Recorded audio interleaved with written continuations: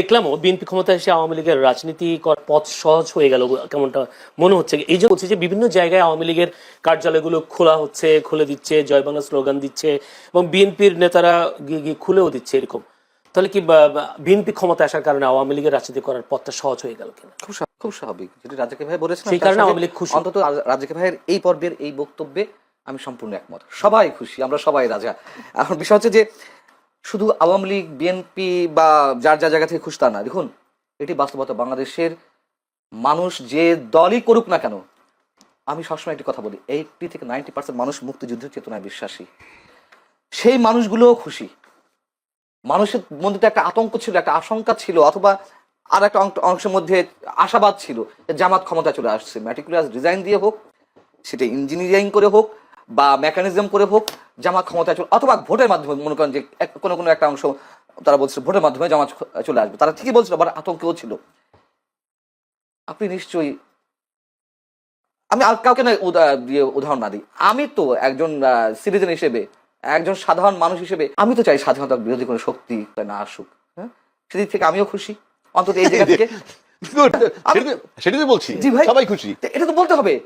তার কারণ এই যে স্বাধীনতা 54 বছর পর এসে এখনো এই যে এনসিপি, আমি সব নেতাদের কথা বলছি না, এনসিপির বিশাল একটা বিশেষ একটি অংশ অথবা জামাতের একটা অংশ, তারা মুক্তিযুদ্ধকে যেভাবে খাটো করেছে, এটা তো মেনে নেওয়া যায় না।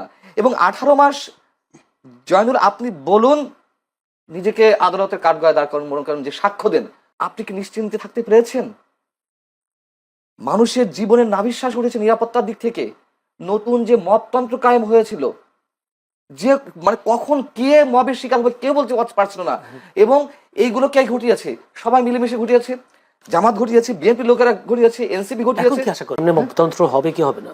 কমবে তো বটেই, কমবে বটেই, মানে একেবারে যে বন্ধ হয়ে যাবে রাতারাতি তা না, তবে অবশ্যই কমবে এবং একটা সময় বন্ধও হবে, এটুকু আশা করি। এবং তারেক রহমান যে আশাবাদ মানুষের মনে জাগাচ্ছে, মানে আমি তো প্রথমে বলেছি, ব্রুট মেজরিটি অবশ্যই খারাপ দৃষ্টান্ত হয়ে আছে যুগে যুগে।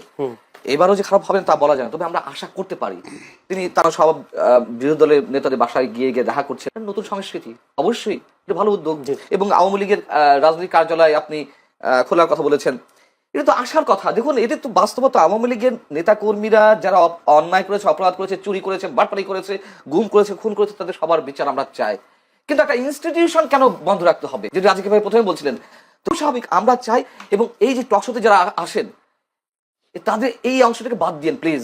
ওই যে উত্তপ্ত কথাবার্তা বলে, মানে ঝগড়াঝাটি বাধায় দেয়, এবং ওই যে ইনফ্লুয়েন্সিয়াল কথাবার্তা বলে নেগেটিভলি, বাংলাদেশের রাজনীতি নষ্ট হওয়ার পিছনে এই একটা অংশ কিন্তু দায়ী। গণমাধ্যম যেমন দায়ী, এরাও দায়ী। চাই প্রতিদ্বন্দ্বিতা থাকুক, প্রতিহিংসা না থাকুক।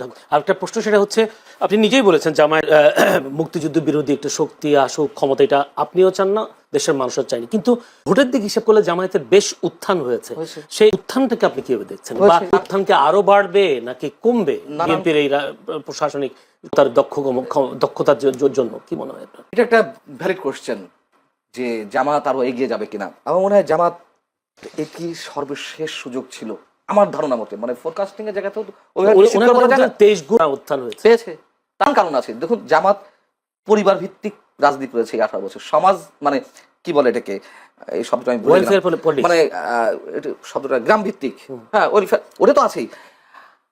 জামাতের রোকন সদস্য সম্ভবত 2008 সালে ছিল 15,000, সেটি বেড়ে হয়েছে, আমি দ্য ডিপ্লোম্যাটের পরিসংখ্যান বলছি, দ্য ডিপ্লোম্যাট বা বাংলাদেশের বিভিন্ন গোয়েন্দা সংস্থার রিপোর্ট অনুযায়ী বলেছে। আওয়ামী লীগের সময় 2023 সেপ্টেম্বরে, 2024 জানুয়ারি নির্বাচনের আগে 2023 সেপ্টেম্বরে দ্য ডিপ্লোম্যাট একটা নিবন্ধ দিয়েছিল, প্রকাশ হয়েছিল। ওইখানে দেখাচ্ছে যে 15,000 থেকে তারা এই 15 বছরে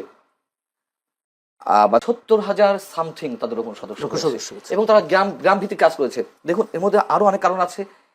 তাহলে আওয়ামী লীগের দমপীড়ন ওদেরকে আরো উত্থান বাড়িয়ে দিল। এটা অবশ্যই তাদের প্রতি কৌশল, তাদের রাজনৈতিক কৌশলগুলোকে আমি স্যালুট করি। তাদের যে সাংগঠনিক ভিত্তি, আপনি ইচ্ছা করলেই টাকা দিয়ে যে কোনো দলের সদস্য, প্রেসিডেন্ট মেম্বার হয়ে যেতে পারেন। আমি চ্যালেঞ্জ করে বলছি, কয়েক কোটি টাকা, মানে দল বুঝে অবস্থা।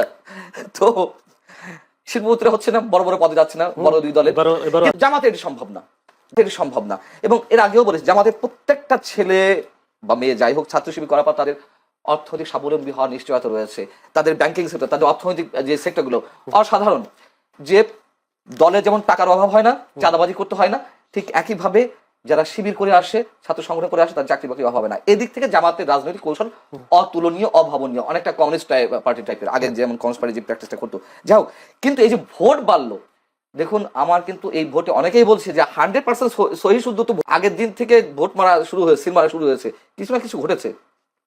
টিআইবি যে রিপোর্ট দিয়েছে আজকে, সেখানেও বলছামূলক ভাবে গ্রহণযোগ্য, তা আমার বলেনি কিন্তু 100% বা 90% বা 95% বলেনি, কিছু ঘটেছে। এবং এটা সত্য কথা, গ্রাম পর্যায়ে এবং নিম্ন আয়ের মানুষ, আমি নিরক্ষর বা অশিক্ষিত বলবো না, নিম্ন আয়ের মানুষের মধ্যে এবং জামাতের জনপ্রিয়তা বেড়েছে।